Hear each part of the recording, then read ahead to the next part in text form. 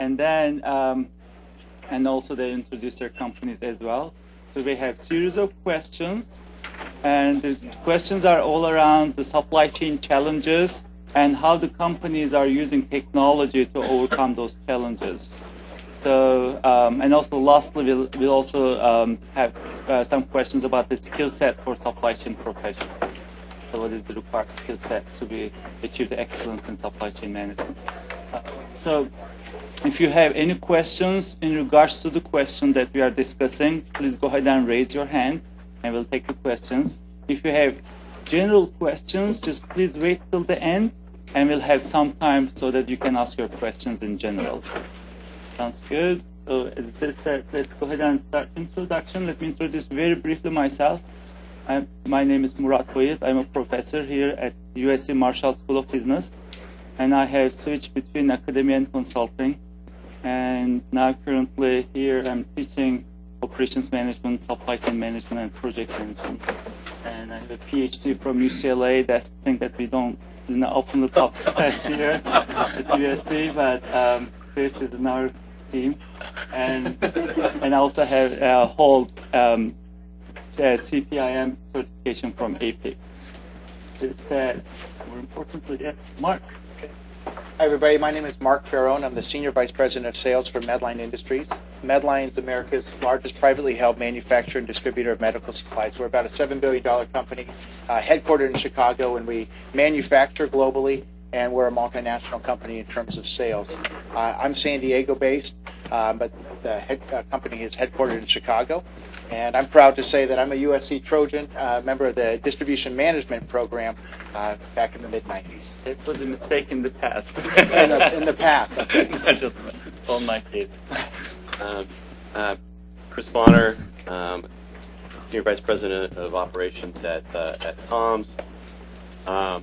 Tom's is a manufacturer of footwear, hip apparel, and eyewear. For those who don't know us, for every piece of a product you buy from us, we have a give with it. So if you buy a pair of shoes, we give a pair of shoes to a child in need.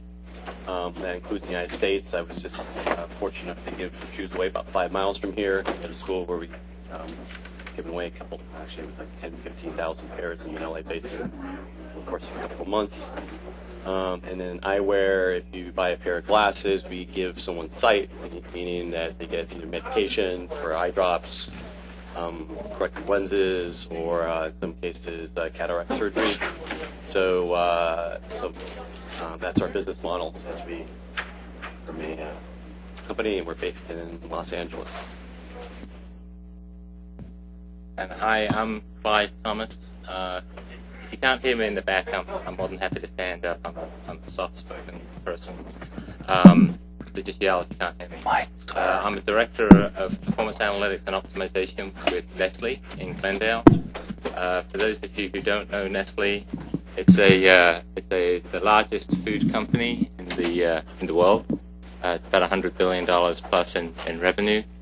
I just support mainly the U.S. side, the supply chain from a strategy and effectiveness standpoint. I don't happen to support the USC Trojans. I support Liverpool Football Club. Anybody knows that? But last night I was a Derek Jeter fan. I think it was my last day or my last opportunity to be his fan. I don't know if anybody went and saw the game last night, but I heard the tickets were going for $800 on average. So that's my end. All right, thank you so much. So let's start with our questions for the panel. So the first two questions: what are the significant and unique supply chain challenges you face in your industry, and how your company addressed them? And the relevant question, that's the second one: how those are challenges more significant on your customer side or on your supplier side?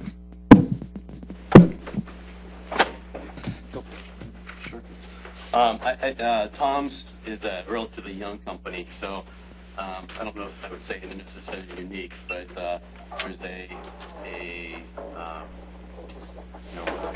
growing company. The challenges that come with growth is channel growth, product growth, complexity of our business as it goes from, as we look to diversify our business across different products. You've been a Tom's consumer for a number of years, probably 3 or 4 years ago. You probably would have only found out regatta type shoes, and now you go to a store and the types of shoes are pretty broad, right? And so even within footwear and across categories. So it's really managing the complexity across that, and then globally,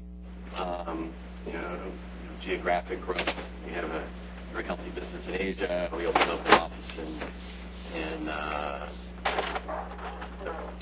regional headquarters, I call it, in Amsterdam.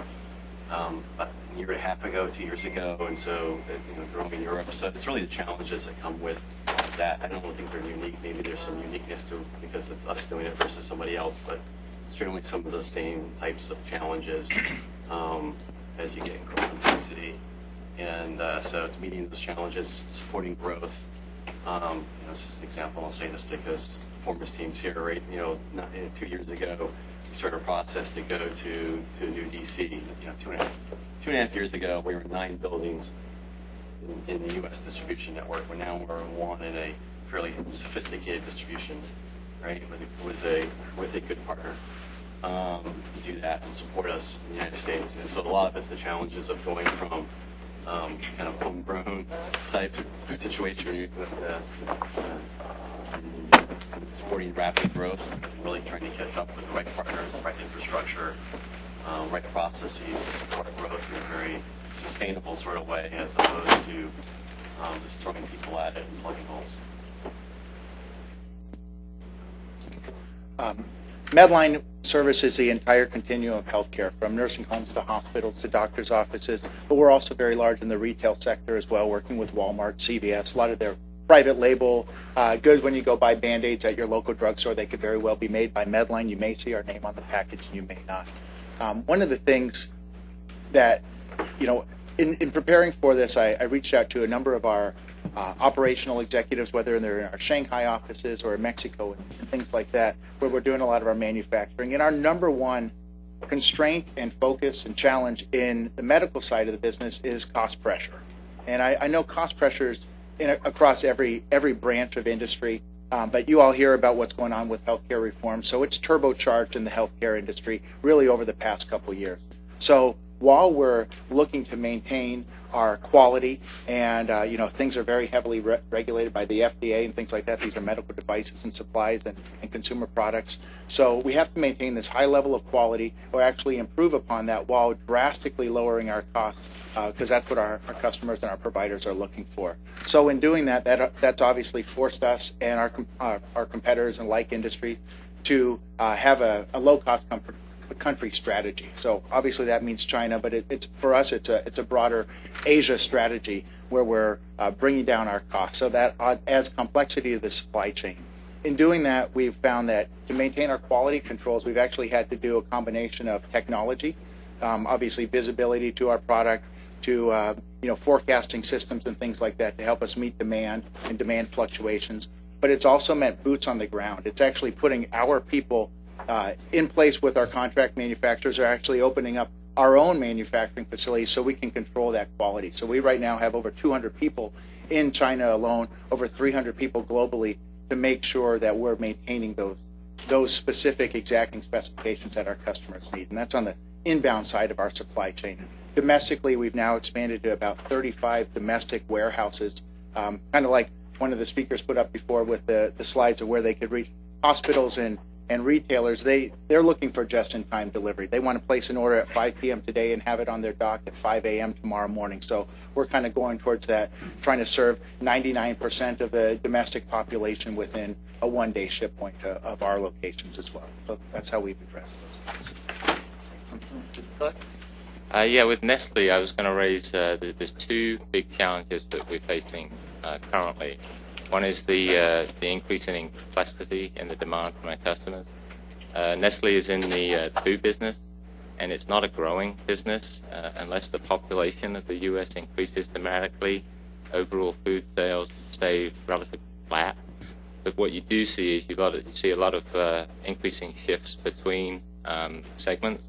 So, for example, sugary cereals are on the decline, frozen foods are on the decline, but you'll see certain beverages, Coffee Mate brand as an example, are growing. And so it's being able to react quickly to that, so that you can save market share, not only trying to grow market share. Another component of that is that our retailers are becoming, those are our customers, are becoming very astute at customizing storefronts to changes in customers' needs. So this presents itself to us as we saw with one of our retailers, the SKU count that they were ordering from us increased by 40%. But when we looked at the store sales, we could never find a store sale with an increase in SKU count of more than 10%. And so the only way for that to happen is that each store is getting more and more segmented, more and more customized to the local customer. And of course that shows up in ordering patterns, more line items, fewer quantities of each line item, and how do you address that? So that's one big concern for us. I think that trend will continue. The second trend is, and this is a fairly recent one, just beginning this year, is our transportation costs, particularly the trucking industry. So the way we've read this so far is that in the last Great Recession, a lot of the third-party trucking companies deferred, they mothballed a lot of their equipment to less efficient trucks. They reduced their trucking capacity. We came very close to divesting ourselves of the Nestle fleet. We actually have our own fleet that covers about 15% of our volume. And so you led to the bottom of the recession, and now things are starting to pick up. And just this year, our transportation costs have been increasing almost in double digits. And I've been reading a lot of the media. They're suggesting that perhaps trucking costs are going to go as high as 22% in the next couple of years. I'm hearing stories that fracking has added the need of 2 million truckloads a year. There was an article on NPR the other day that in Duluth, Minnesota, power plants, coal-fired power plants there were shutting down because they could not get coal by rail because the rail lines had reached capacity. And I see this being a huge challenge for us over the next couple of years. I hope that the trucking industry has low barriers to entry, and you'll see people move into it. But the hours of service, there's been a reduction in the hours of service by the government on trucking. It's right now it's looking like it's going to be a big challenge for the next couple of years. So those are the two big hitters for Nestle. Do we have any follow-up questions for the panelists on this subject? So, yep. What supply chain metrics do you use in terms of, do you look at fill rate by SKU or? We do. The three big ones that for the back people, if they don't hear the question, so the question was, what KPIs are you using to manage that challenge, transportation cost challenge? Well, if it's just in general for supply chain, I think we're fairly consistent with most folks. We look at the three main ones: the fill rate, inventory, and forecast accuracy. But specifically on the transportation one, we've just come up with a new one to address this issue with capacity and rates, and that's how many loads that we do not have covered with a carrier or with our own transportation 24 hours, 48 hours, and 72 hours from now. And that actually is now a KPI that we're leaning on to see how well we're progressing to getting capacity. We see shortfalls capacity in quite a few lanes. Sir, I think capacity constraints, obviously you have a cost goal for each load, amount that you would like to pay. But as your asset partners roll the load, they say we can't cover it, and you go to your broker partners, they may bring you an option, but it may be hundreds of dollars more than what you would like to pay for that lane. How are you trying to balance that between covering the capacity, which seems to be the primary concern, versus the cost it takes to do that? Yeah, it's challenging right now, but we always have one trick in our back pocket, and that's the Nestle fleet. So we maintain a fleet that covers, like I said, about 15% of our volume. But there's there's two schools of thought right now about whether you should go with a dedicated carrier, whether you should go out and book long-term capacity with a dedicated carrier, essentially adding to your fleet. The other one school of thought says you should do that, protect your capacity. The other one says spot market rates over the long haul is still the better play. You'll pay through the nose in peak season, and we're a seasonal business, and you'll pay through the nose right now. But over the long run, if you were to do that over the last 4 years consistently, you'd be paying less if you went with the spot market rate. But there's even within my company, there's two schools of thought that challenge both sides of that equation. I wouldn't mind commenting on Clive's comments. We're seeing a lot of the same things that he's seeing. Internationally, on our inbound freight, we're doing spot market for ocean-going containers and a wide variety. We have select partners, but we'll buy spot market. Domestically, once it gets into our transship centers and then through our domestic distribution network, we're owning it all. We're taking as much as we can to ourselves for the same reasons that you said, and also for monitoring KPIs like on-time deliveries and certain customers require different delivery, down stacking pallets at the dock or things like that. So we're actually bringing that all in-source. Here we're at about 85% of all our deliveries domestically are done on our own fleet of trucks, our Medtrans fleet of trucks. And if 5 years ago, that number would have been less than 50%. So we're going the other direction, and it's a cost that we're continuing to balance, but we think it's paying off because we're being able to deliver better service. Yes. Chris, so you kind of run two supply chains, your for-profit supply chain and your not-for-profit on the social side. You tie those together so you get leverage benefits, or how do you do that?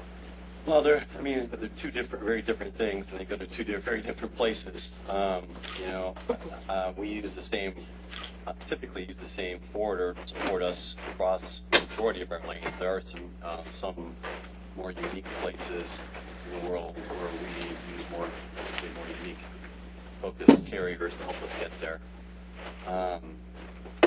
So we do leverage that. We leverage our infrastructure, our technology infrastructure leverages the same in place.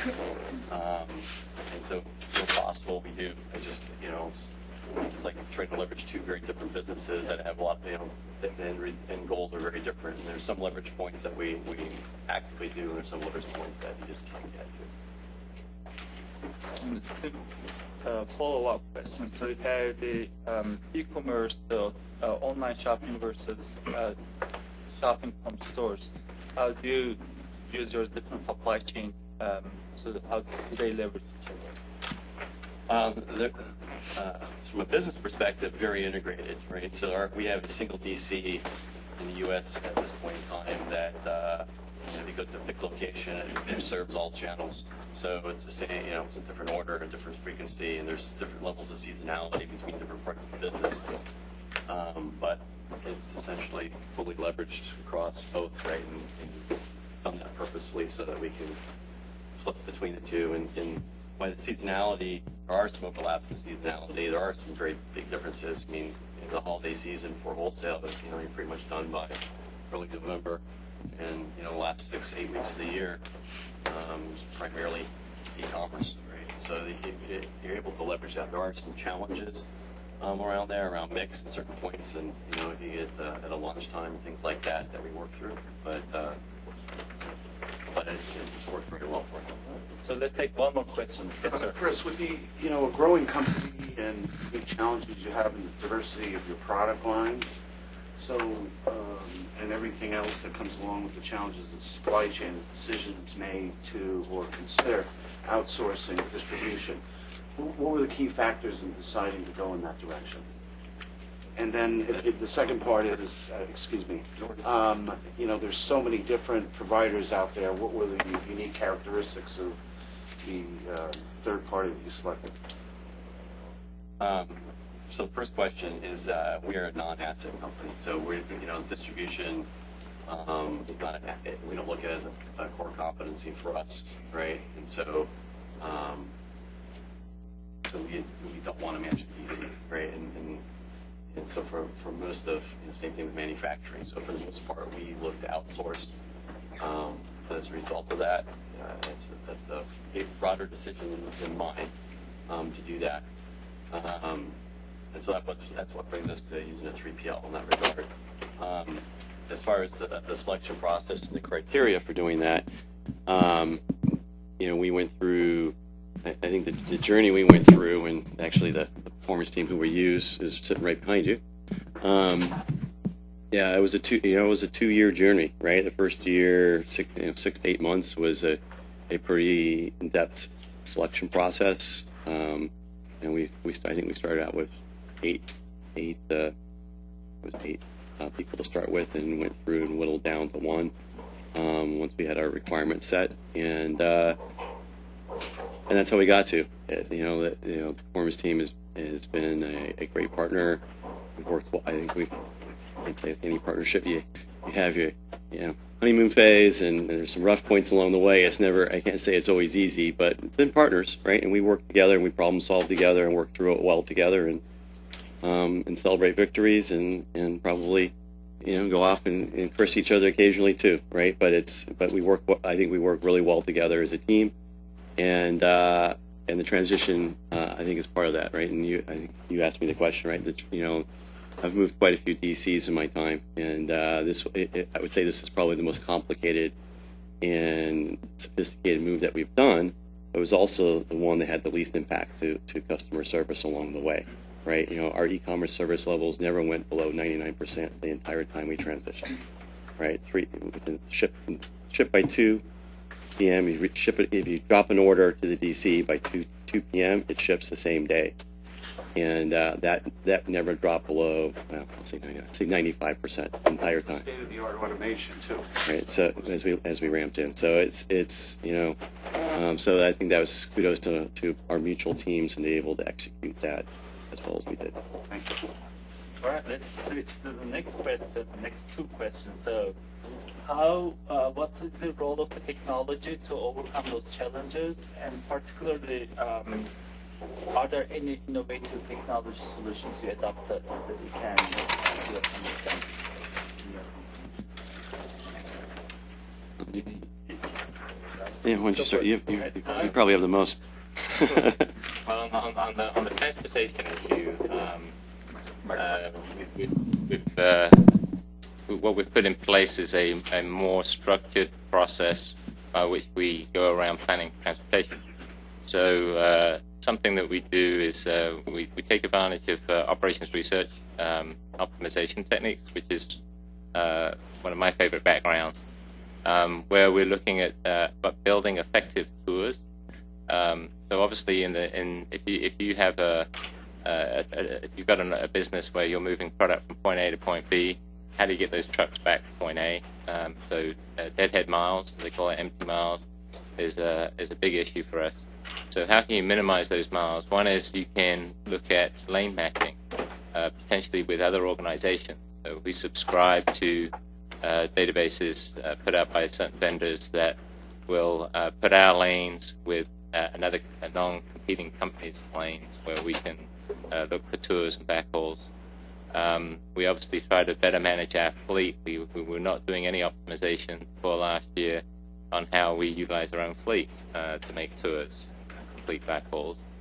Then we started looking at using our fleet for carrying other people's freight on backhauls, and then looking at the dedicated carriers and trying to build backhauls for them. So this whole process has evolved. It's still evolving. It'll continue to evolve for several years, but it's achieved some pretty big wins. We're doing more work with our sister companies, the water company and Purina, the pet food company, around the country, and that's opening up some opportunities there. So that's in the realm of transportation. On the customer complexity, there's just been a sheer avalanche of data in the last couple of years, coming from things like point of sale data, social media data, and this is a really exciting area, because I don't think the relationship between the CPG companies and the retailers has been particularly amicable over the last few years. It's still for the most part, we do have a DSD operation where we go into the store, but the bulk of our business is warehouse to warehouse. how efficient is that? We're going from a factory of ours to a DC of ours to a DC of theirs to a store of theirs. To me, I've always thought, coming from FedEx transportation background, always thought that's got to be inefficient. But how do you avoid that? Part of that has been the collaborative nature of the business. Hasn't been very collaborative. But now the point of sale data is coming along, and there's some retailers out there who are very willing to share their data. Safeway is a good example. They offer their point of sale data for free for vendors to analyze. And I was reading a book last weekend, Dataclasm by Christian Rudder. It's on the bookshelves right now. I highly recommend it if you're anyway into data.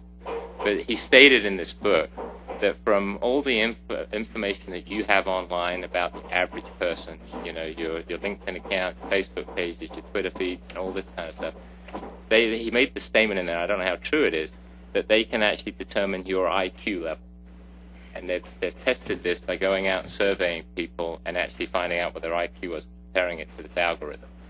And I'm like, geez, if you can figure out somebody's IQ, we can surely figure out what your preferences are for products, you know, where you shop, how much you want next week, you know, and if you think far enough ahead, it looks pretty darn exciting what you can do. But in the meantime, dealing with all this data, technology's come a long way.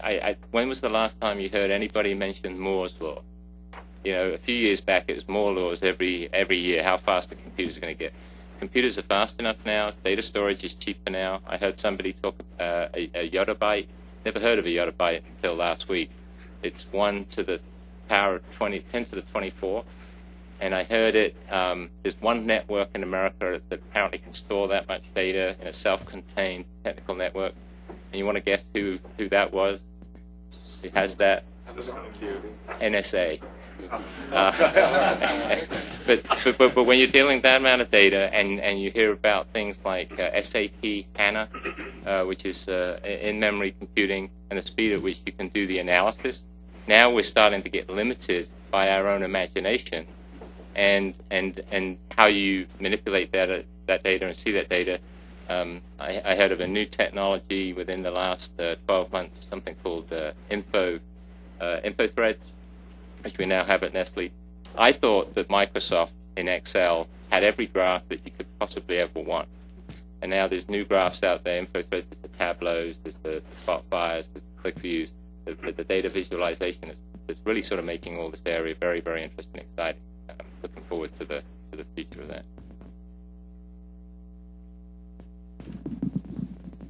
I would say we're a little bit behind that.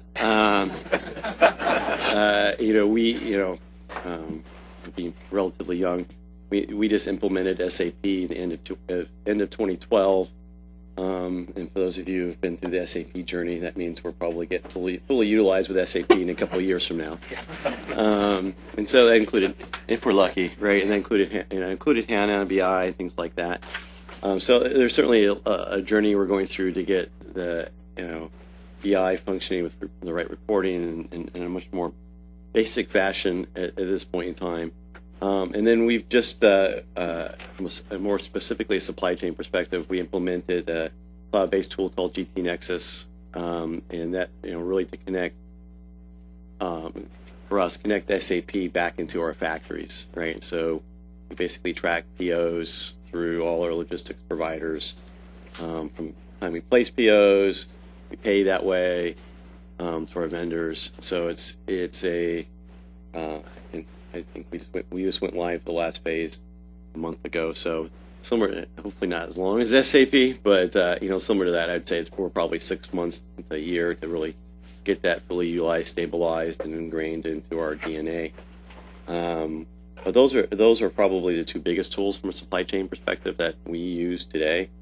And something like GT Nexus, very database tool, so that we now collect all the information that SAP doesn't keep for us around operational decisions, things like that. For me, I'm less focused for what's going on inside the U.S. Wholesale business. Our customers pick up at our dock doors, so I don't really worry about trucking that much because that's not my problem. I worry about them making sure they pick up on time so that I can recognize revenue on a timely basis, but not so much that. So my bigger problem is really managing from factory into the U.S., into Europe, into Canada, manage timeliness, costs around that, and GT Nexus is a really great platform to help us do that. Looking further ahead, we're starting to look at planning, more sophisticated planning tools for demand planning, inventory planning, inventory optimization. The service map that Das showed earlier today is interesting, is because it's one of the things we're trying to figure out is how do we shave off days. Our DC for e-commerce is in LA, and if you're sitting in New York City, and there's a lot of people in New York City ordering shoes, it's 5 days to get there, and if it's not the right size, it's 5 days back, and then 5 days again to get the right pair. So we're talking half a month to get them the right pair of shoes. So really trying to think through over the next, I won't say time frame, box me in there, but it's over the near future. How do we support that, right, and really get service time, and trade off from a cost perspective, to be able to manage that, and to do that, as soon as you have another DC, you now have inventory in 2 locations, which becomes another much higher order of magnitude of management to do that, and so we need to spend a lot of time around how do we optimize inventory and forecast better so that we can prepare for that need over the next foreseeable. How about you, Mark? All right. Well, like these gentlemen, Medline runs SAP as well, and there's 4 stories that I hear from the 90s when we first implemented. We've gone through a couple upgrades since, and each one gets better and better and smoother. That part of our platform seems to be working very well. Where we're putting a lot of our technological focus right now is in visibility.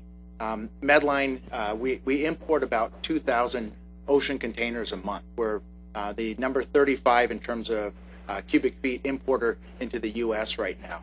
Not nearly as big as Nestle, but it's still a lot to manage. And as things are getting more real time, and again, cutting cost out, cutting inventory levels, but still maintaining the service levels, we've invested into and picked up some partnerships with Usin and some other technology outfits out there, so we can have real time visibility into the individual line level, the SKU level on what's on a container coming across, the Pacific Ocean. And while we're doing this, we're also implementing some advanced planning optimization type tools, again, to help us with our demand forecasting. Our supply chains from the raw materials, obviously we have built-in lead times and things like that to handle disruptions in natural rubber latex or cost fluctuations in petroleum products, polypropylene, and things like that. Those parts of the supply chain seem to work fairly well as long as we can match that to our demand. And supply chains, it can be 9 months from the time that we start to procure the raw materials until we have a finished good that we're actually delivering to our customer. So in this time frame, this advanced planning optimization, I think that's going to help us as a company to better meet our customers' demands. Locally at our warehouse levels across our DCs in the U.S., several years ago we went to voice-activated picking, and Jennifer talks through a headset to our pickers, and that was a huge improvement for us. We're able to pick on the neighborhood of about 75 lines per hour and do it accurately with an error rate of less than 1 error per 1,000 lines picked. Now we're moving into robotics. In our Chicago distribution center, we implemented a robotic picking module. The thing's about 40 feet high. It's like 2 acres that it covers on the ground, and it's able to pick at 300 lines per hour with an error rate of next to 0. Extremely expensive. We feel like we're not quite getting the return on that, so we're looking at some other automated picking modules to increase our speed so we can get the later cutoff times for our orders and get things out earlier the next day. So I think those kind of things are going to help us maintain our service levels moving forward. And then again, Medline, we're being a privately held debt-free company. It's a nice place to be for the owners. The employees, we're all in debt, so we're working hard. But basically, we're owning everything. Years ago, I've been with Medline for 16 and a half years or so. We used to ship. We were a manufacturer primarily, and then we would distribute to a distributor who would then distribute to the retailer, to the end user customer, the hospital, whatever it might be. Now we're trying to own all of that. And we went from a handful of years ago, just 2 or 3 distribution centers around the country. We're more of a hub and spoke type network, and now we're moving more into owning it all again and taking out that double distribution, taking out that middle demand to obviously control the customer, number one, and maintain that margin for ourselves, even though they're getting thinner and thinner. but bring that margin into our pockets so we can deliver better value to our customers. All right, thank you. So let's see if we have any questions. Yes, sir. I just had a quick question for Chris. With Tom's, as you guys have grown and obviously had some exponential growth over the past few years, it seems you're still very committed to fulfilling the B2C channel directly through your third-party providers. A lot of the companies we work with, as they grow, they eventually move away from that and allow their wholesale partners to effectively service that channel on their behalf, whether it's Amazon or some of the retailers you work with. Is there any talk about doing that from your side, or is it more integral to your business model to be able to do it directly? Well, the margins are certainly much better if we do it versus going through Amazon. So I mean, there's always channel conflict. You know, we have two people that own the different channels, and then you may imagine that discussion it happens a lot. But at the end of the day, you know, the person that owns and has the contact with the consumer the most is I think, philosophically, the person that wins the business, right? And so I think we are very protective of that. We have done, you know, there are very few authorized people to sell the Toms. Like, you can go on Amazon today and find Toms, but we don't sell that. That's someone else selling to Amazon for them to do. And so we are protective of it, and we do manage it because we feel the relationship with our consumers is critical, not just, you know, from a brand perspective, and be able to make connection around what our consumers do, right? Because it's not just buying a product. You know, when you buy a pair of shoes, you're buying two pairs of shoes. You're buying another pair that's going on at a child somewhere in the world, whether it's the United States, Kenya, India, Pakistan. Yes, David. I actually have a question for the Mindline. So right now we're working with a distributor, but I'm wondering, like, when did you decide to own the distribution? And is it because, like, you can lower the inventory cost? Did everybody hear his question? When did Medline move away from shipping through a third-party distributor to owning the channel? I'd say that the critical part for us was exactly what Chris said. It's being closer to the customer. We wanted to own the channel. We recognize our profits, we're vertically integrated. Our profits come from selling the items that we manufacture, and we make over 100,000 individual SKUs. We were losing to our competition because they were owning the relationship with the customer. And so philosophically, this was about 10 years ago, around the time the company tipped about $1 billion in sales, was where I think we had the capital to invest into the greater network so we could own that relationship with our customer and then start doing basically that helps us again in that communication for advanced planning, demand estimation, and things like that. So it was around the time where we tipped it to about $1 billion mark that we were able to start expanding our network and owning this ourselves. So quick question. So did your distributor help you guys sell the product, or were you guys the one who sell the product? Well, yeah, that was another part. Did the distributor help us sell the product? Initially, yes, the distributors did help us sell the product when we were exclusively selling through a distribution channel. As we became a manufacturer that went more and more direct, we became competition to our previous partners. And so now I would say, by and large, we still sell several $100 million worth of business domestically through other major medical distributors, but they're less and less inclined to be our partners. Obviously, they want to bring their preferred partners in or their vertically integrated products. So that, to your point, that is something. Those relationships typically fall apart when you start taking them out and looking to go direct to the customer yourself. Yes, sir. On the demand planning and forecasting side, with all the information that you have coming out of SAP and information if you're connected EDI to your customers and have visibility, at the end of the day, how much do you end up getting back to just an analyst looking at Excel and just dumping data into Excel versus using a sophisticated? It's true.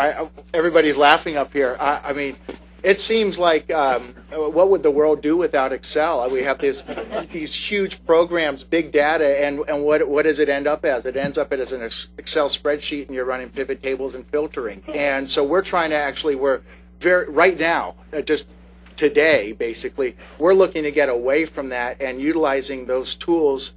There's some advanced planning software and things like that that puts intelligence into it we're finding out that by having an analyst go through information, now we're looking in the rearview mirror. We're looking at, even if they're fast, even if they just extracted it all out of SAP at midnight last night, we're looking at data that's now old. And for us to do our jobs correctly, to keep the cost levels where we need them to be, we need to be looking at real-time data that it's now, it's today. It didn't take your best analyst 2 hours to put this data set together for you.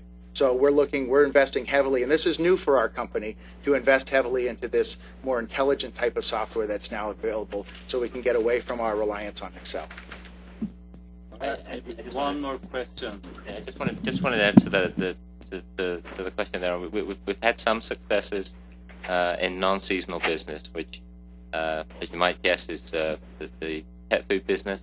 Dogs don't eat more at Christmas nearly as much as the humans do.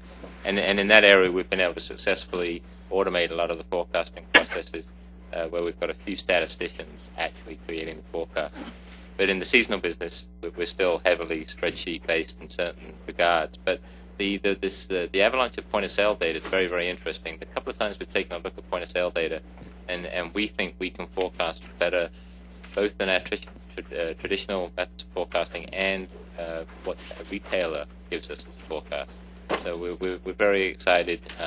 When you look at some point-of-sale data, actually in the store, it's actually fairly flat, and it's the bullwhip effect. It's the accumulation of all this human intervention that seems to actually interfere more than sometimes it helps. So we're looking forward to using that.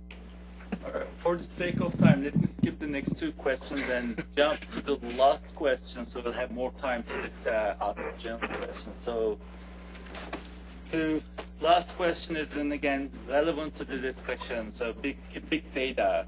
So now we are collecting more and more data because of the new technology. And how do you use that data, and what are the strategies to make use this data to improve your supply chain performance? Well, the one thing I would say around this topic, right? Data is data, analysis is analysis. If you don't do anything with it, it doesn't really matter. And so I think, as we are growing our ability to analyze data and have good data to review, which I mentioned earlier, we're in the process of having more and more. I find my focus is much more on how do we use that data to make rapid decisions, and what data do we actually need to make decisions, and what standard forms do we have those to make those decisions, and how do we make that quickly, right? Because I think analysis is great, but at the end of the day, today's the 29th. I have 2 more days at the end of the quarter, and I need to make numbers, right? And so, having the right forms, information, decision-making, quick decision-making is as important as a vast set of data. So it depends what you're trying to do, right? And so from a supply chain perspective. I was at a CGT conference down in San Diego 2 weeks ago, and there was a professor from USC, Professor Dimitri, I forget his last name. He was a sociology or psychology professor, and he had this. He gave out this example. I remember being in statistics class when I was in college, and my professor asked me the exact same question. And the question was, out of all the people in a room, if you had 50 people in a room, what was the likelihood that everybody had the same, any two people had the same birthday? And when I was in the class, everybody said, nah, there's no chance of that happening. And of course, if you've got 50 people in the room, the probability any two have the same birthday is very high. You should bet for that.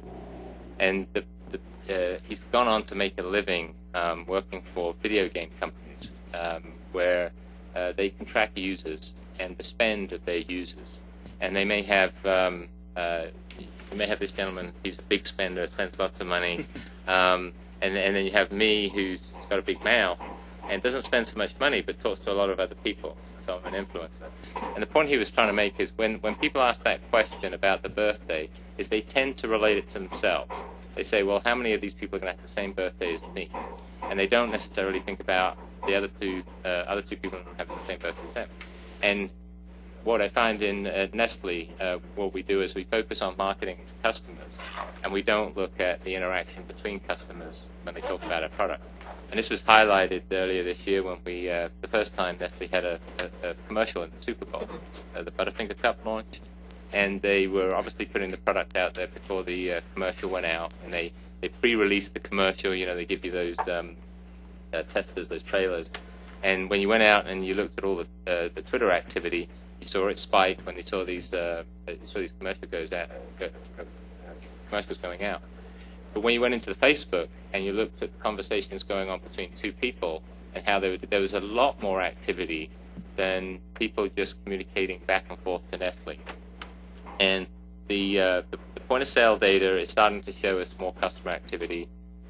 Looking forward to looking at loyalty data, where you see the actions of individual people, and building the information around understanding how customers are reacting to our products. And that's one of the challenges we have right now. If you want your supply chain, the best supply chain to be end-to-end looking, we still have this huge blind spot as soon as the product leaves our DC. You know, what is the inventory at our customers' DCs, their shipments to the store, and why they're doing what they're doing, why they come up with the inventory policies that they do. So the amount of data that we're getting is just enormous. Very exciting. The technology's there to support it. Our challenge right now is finding individuals who are comfortable with the amount of data, being able to tell a story in an informative way, and to your point, and making sure that people can actually use it, that it's accurate. So, similar to these gentlemen, at Medline, we're trying to make sense of all the big data that's now available to us. And it's right product, right time, right cost, right? So that's what we're really focusing right now on, accurately managing our inventories. We've looked at other things. We talked previously about our picking speed and later order cutoff times and our inbound transportation. All of these are factors, but right now, I'd say our core focus right now is making sure that we have the correct quantities of the products that our customers are going to order tomorrow. And there are certain trends in food products, there are certain trends. Every fall, flu season comes. We don't know how bad this flu season is going to be, but it's going to require increased inventories of certain types of products that we don't experience during the summer months. So using those forecasting technologies to help us plan that, and it goes right back down to, again, it's that interaction, that direct interaction with our customers.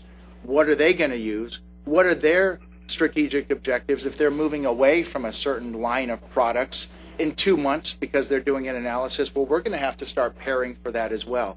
Our warehouses can be full of boxes, but if it's not full of the right stuff, it just costs us money and we're going to provide terrible service. So I'd say we're using this technology right now, amongst everything else, really to focus on getting the right amount of inventory in our products. And that can even be using things like scheduling dock appointments, using technology to work with the inbound trucking companies and things like that. Things where it used to be a couple years ago, people on the phone are sending emails. Now there's automated ways for us to do these types of things so we can manage a greater load, turn things quicker, but ultimately end up with the right. All right. Do we have any questions on big data or use of big data? Yes, sir. Yeah. In 1990s and early 2000s, there was this concept of core competence of manufacturing or something for industries. Now, in all the conversations, we see that you kind of have taken a vertical or integrated approach. So is that the core competency is going away, or do you see supply chain is becoming the core competencies and functions like procurement or manufacturing is becoming more of a support function to the supply chain?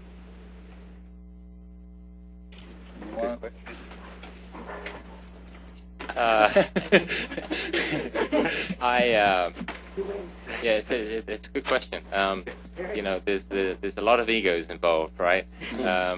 So I think it's hard. Just from my small perspective, is supply chain is really the only function that looks end to end, where you can never look at one individual line item on the P&L and try to minimize that item. Supply chain. Whereas manufacturing, they'll be trying to lower their unit cost per head, and sales will be doing maximizing their sales no matter what. In supply chain, you're always looking end to end. And what I do find is that it is the breeding ground of the most analytical minds in our business. And I don't think it'll be long. I work in business intelligence within supply chain, and we're constantly getting hit up now for the analytics to support these other functional areas, manufacturing, HR, accounts payable even. And so it's I think because we're used to looking at complex systems end to end and feeling comfortable with a little bit of ambiguity and not knowing what parts of the business you're going to affect, but you know that there's going to be effect, and keeping that into account. And so I always am selfishly going to go out on a limb and say that supply chain should always rule the world, but not everybody else is going to agree with me on that. But there is a fundamental. I think there's this fundamental reason for it that will never go away. And in terms of hiring people, it's a big challenge right now. Hiring people who are comfortable with big data. We're not talking just large quantities of data. We're talking about unstructured data, and being able to manipulate that, and manage that. But those skill sets, if you do find the right people, they go a long way in other parts of the organization. Yes. With the continuance of the data revolution as it evolves and as it continues, do you foresee any new sets of KPIs, or foresee any set of evolutions of existing KPIs that you currently use? As you get more data, you can do more and more and more. I think there are. It's more. Right now, P&G, for example, I believe they have a weekly morning where their C-level management are in this room, but they're actually looking at Tableau graphs and drilling down into data. So I think you do see a lot of different KPIs in the form of visualization rather than rows in a table. I don't know how often you've seen somebody present a table of 50 numbers, right? The sales by region for different products. And it says, what's selling the most? And you got 5 minutes of silence because someone has actually read every single number on that table. Well, putting a graph up, you tell it instantly. There are, like I said earlier, there are new graphs coming out now that I thought we'd exhausted all the possible sets of ways of looking at data. I think we're far from that. I think we're at it. The touchscreen technology. I don't know how many people we've only just recently getting into having large screens. You're touching the screen, right? Dragging and dropping, and having people, groups of people gather around, having collaborative analytics meetings, and actually trying to come up with what's the right KPI metrics that we should be using. So I was very interested when you said that you're always looking towards the customer to do some analysis, but not looking at the customer data or how the customers are interacting. Are you guys reaching out back to the tier 1, tier 2 suppliers to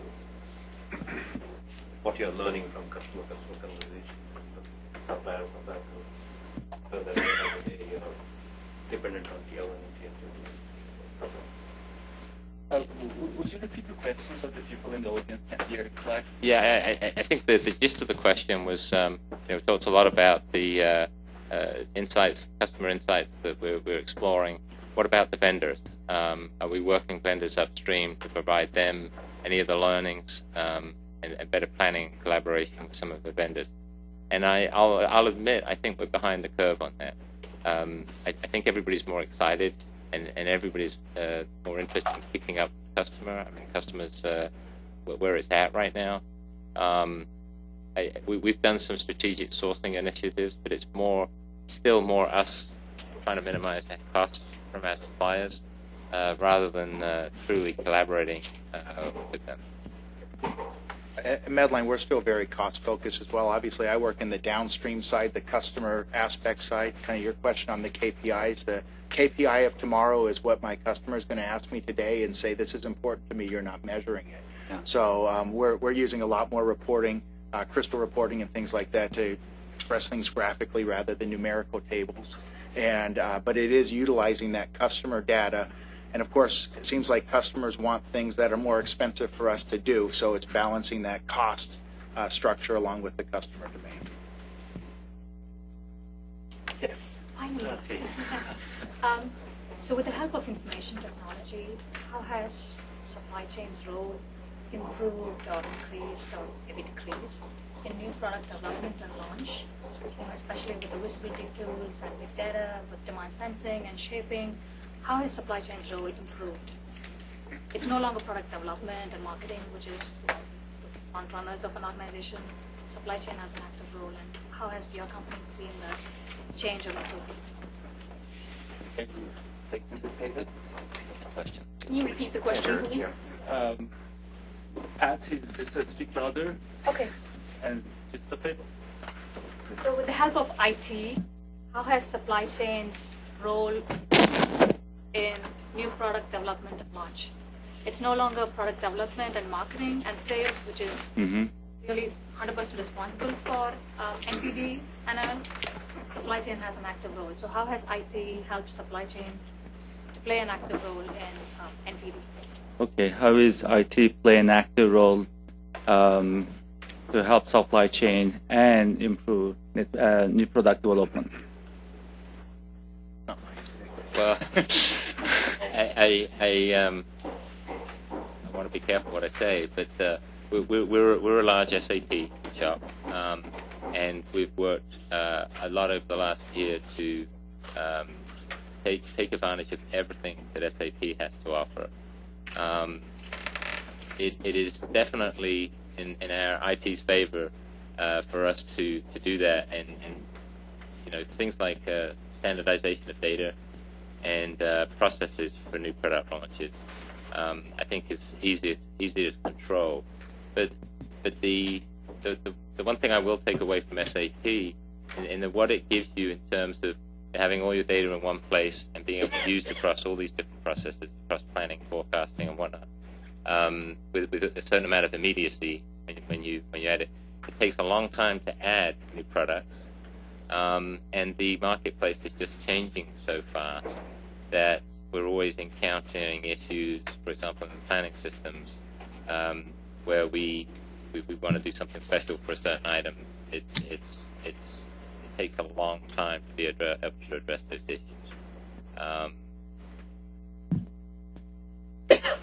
Okay, thank you. Yes, sir. Mark, you have mentioned that your customers are like they want just in time, right? And you have suppliers from China, so it has I'm assuming there's a long lead time and all these things. And you also mentioned about collaboration and all these data and new tools. But how difficult it is to onboard the trading partners on the supplier side so that they can supply the data, real-time data to you so that you can do analyze? The question was, how are we using our data from suppliers, and how difficult is it to onboard those suppliers with our data system so we can make good planning decisions? Did I paraphrase it right? So that's extremely difficult, particularly as your supply chains get further and further out, into underdeveloped countries and things like that. So again, that was part of the impetus of us coming and rather than contracting with the manufacturer or being a portion of their business, to either entering into exclusive arrangements where we can actually put our computer terminals and our people in their plant floor, or actually, building the plant ourselves and owning it. That was a huge problem, particularly back at the beginning. I mentioned the quality. We can't, in medical products and there can't be fluctuations in quality. They all have to be within extremely exacting tolerances, not just because the FDA says so, but because the consumers or the doctors or the nurses require it.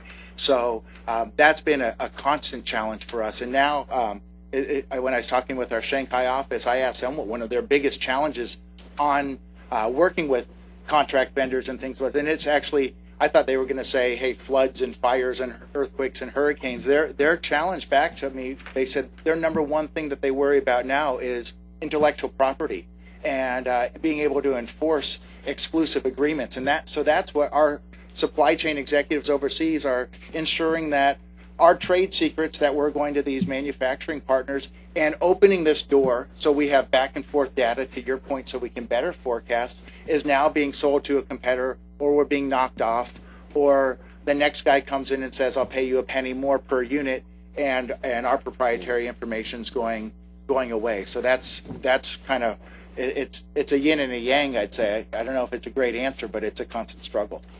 Okay, good point. Any other questions? I see Davey is raising. Yes, Davey. So I have a question feed off to that. So we have the same problem since our supplier is actually from China. So I was wondering, how do you use the legal action to offset that? Like, do you have like a jurisdiction place like in Singapore or something? Yeah, we enter into exclusivity agreements. I asked them the same question. I said, how do we enforce it? And really, in the medical industry, there's a handful of very large players.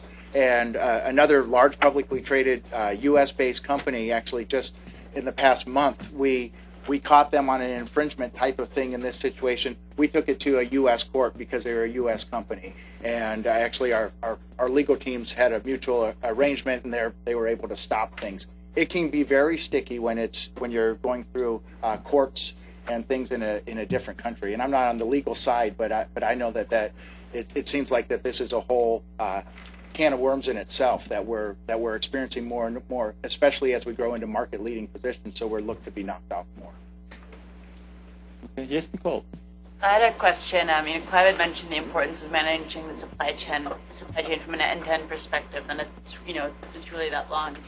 We also know that there's more visibility, more data, more analytics to help manage that.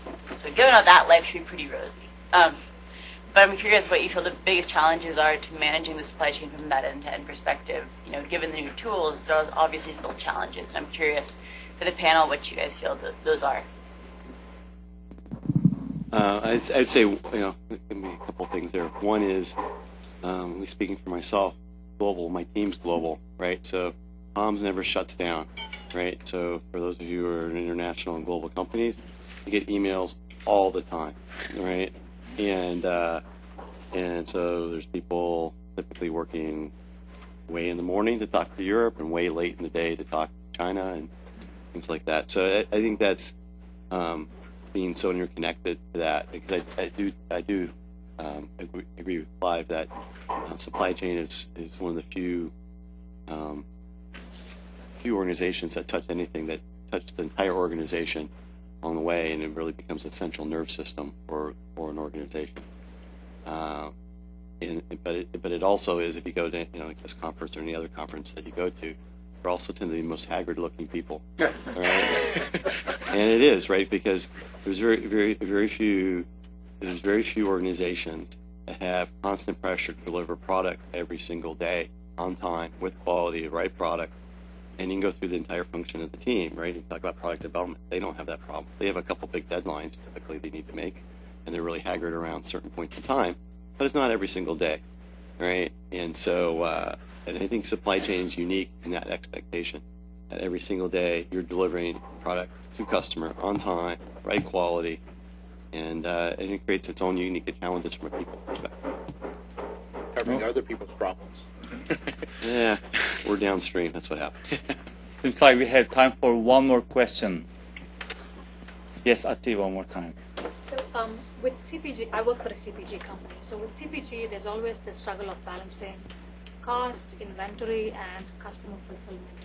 So if you can share some of the challenges, some of the success stories, some of the failures, like what could be done better, and what could CPG industry per se do better to balance out these three things?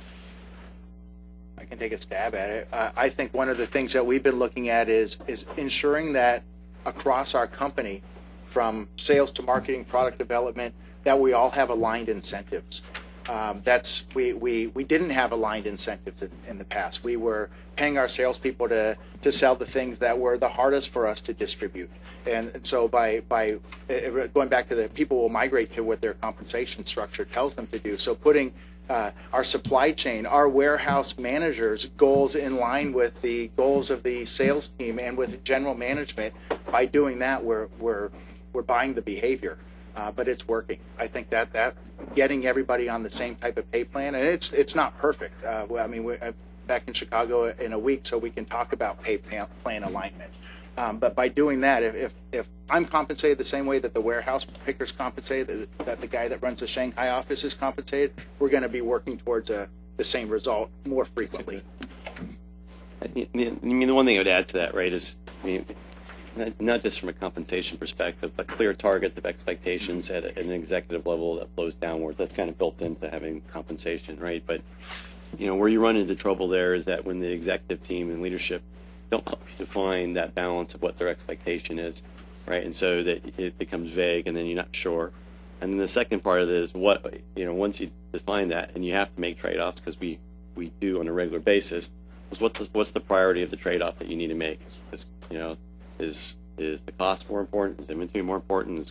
I mean, whatever it is make it clear as an organization when you need to make those decisions. What's the criteria as you make decisions? Because as a supply chain professional, you make those decisions, say every day, but you know, frequently.